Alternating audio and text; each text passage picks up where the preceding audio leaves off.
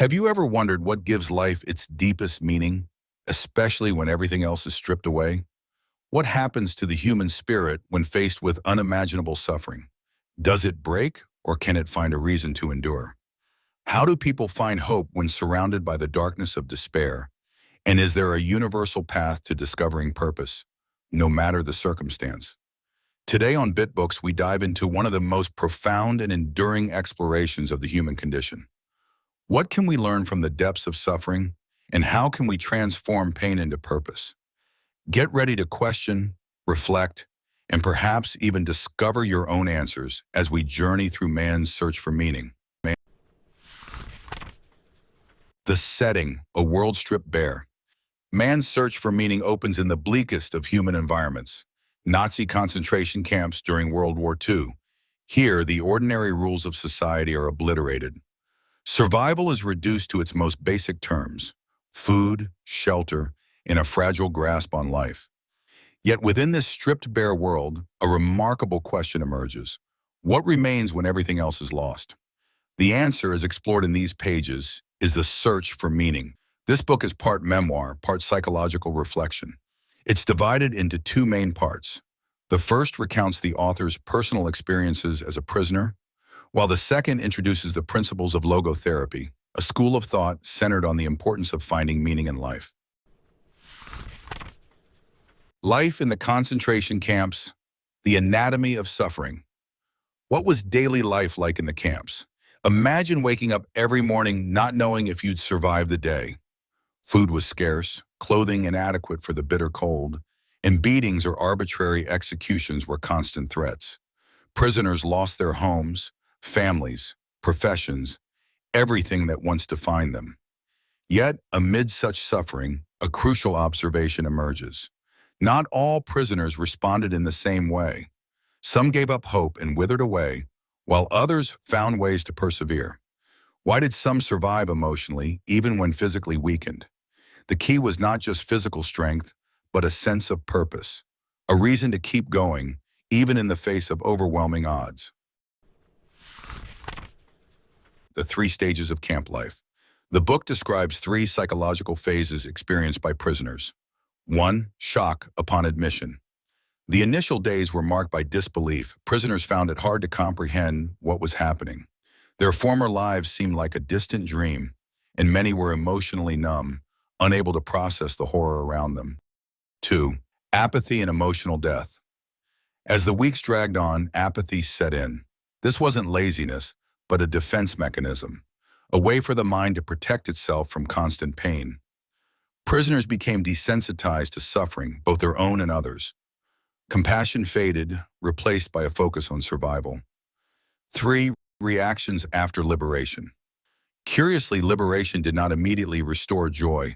Instead, many survivors struggled with feelings of emptiness, bitterness, and disbelief. The return to freedom was psychologically complex, as prisoners had to relearn how to live, trust, and feel. Finding meaning amid suffering. The central message of the book is simple but powerful. Even in the worst circumstances, life has meaning, and it is our responsibility to find it. Suffering, while unavoidable, can become a source of growth if we approach it with the right attitude. But how does one find meaning in suffering? The book suggests that meaning isn't something handed to us by the world. It's something we discover, often in the midst of hardship.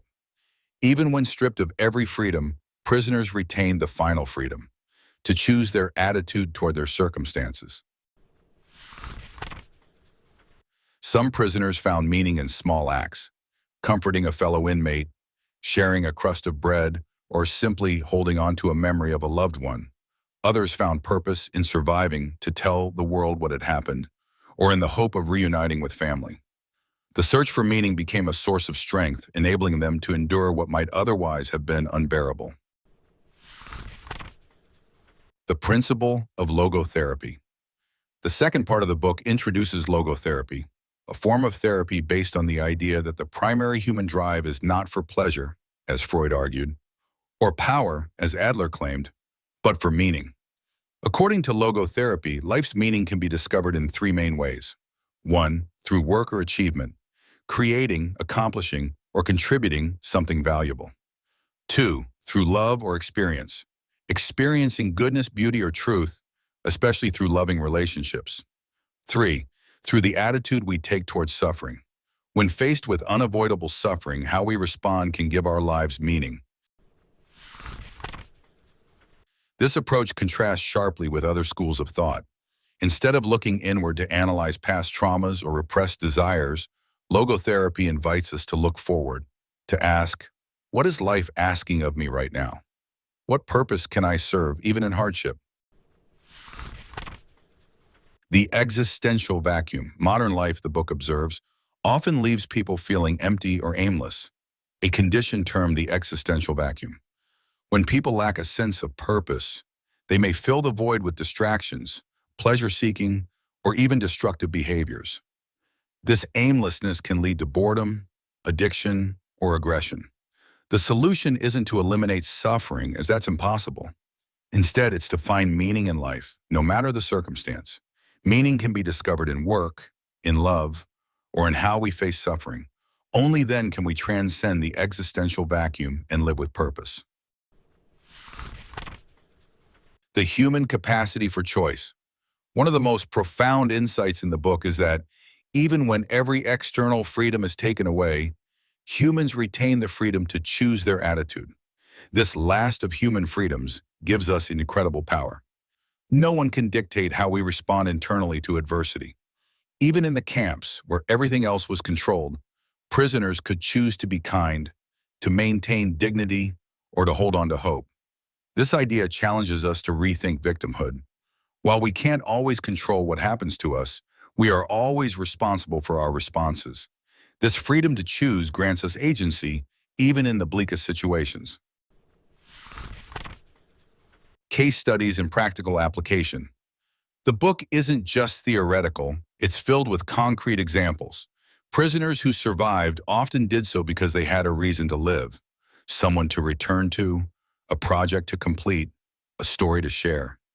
Conversely, those who lost hope often succumbed quickly, both physically and emotionally. These lessons aren't limited to concentration camps. In everyday life, people experience suffering, illness, loss, disappointment. The search for meaning remains just as relevant. The book describes patients who overcame depression or despair, not by eliminating their problems, but by discovering a purpose that made their pain worthwhile. The role of suffering in personal growth.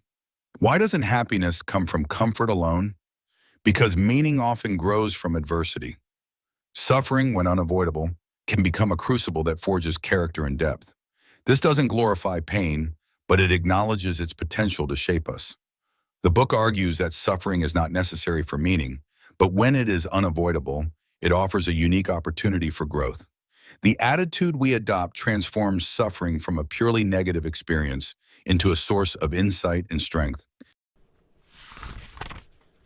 Love as the highest meaning. One of the most moving passages in the book describes how, even in the camps, the memory of loved ones sustained hope. Love, the book suggests, is the highest goal to which humans can aspire. Even when deprived of all else, the act of loving, whether in person or in memory, gives life profound significance. This love isn't limited to romantic relationships. It can be love for a child, a friend, or even for humanity. It is through love that people transcend themselves and find lasting meaning. The transitoriness of life. Another powerful theme is the fleeting nature of life. Experiences, both joyful and painful, are temporary. Rather than lament what we've lost, the book encourages us to cherish what we have experienced. Every act of love, every moment of courage, becomes part of the fabric of our lives, something that cannot be taken away, even by death. The challenge and responsibility of freedom. With freedom comes responsibility. The book ends with a call to action, to make the most of our freedom by committing ourselves to meaningful goals. Life asks us every day what purpose we will serve. The answer is up to us. Relevance today. Why does this book continue to resonate decades after its publication? Because the search for meaning is universal. In a world filled with uncertainty, conflict, and hardship, The lessons of man's search for meaning offer hope and guidance. Whether facing personal struggles or trying to make sense of broader suffering, the book's message endures. Meaning is available to everyone at every moment. It is not something to be passively awaited, but actively sought and created. In summary, even in the worst conditions, humans can find meaning. The pursuit of meaning is the primary human drive. Meaning can be found through work, love, and the attitude we take towards suffering. We always retain the freedom to choose our response, no matter the circumstance. Suffering, when unavoidable, can deepen our sense of purpose. Love is the highest form of meaning. Life is fleeting. Every moment matters. Freedom brings the responsibility to live purposefully. So after hearing these insights, what meaning will you create from your own struggles? How will you respond when life presents you with challenges? Will you shrink from suffering, or will you search for purpose within it? What story will you tell with your own life, and how will you choose to live with intention, even in the face of adversity? As you reflect on these questions, remember, the search for meaning is never finished. It's a journey that belongs to each of us every day. What meaning will you find next? This has been BitBooks. What will you read and what will you discover tomorrow?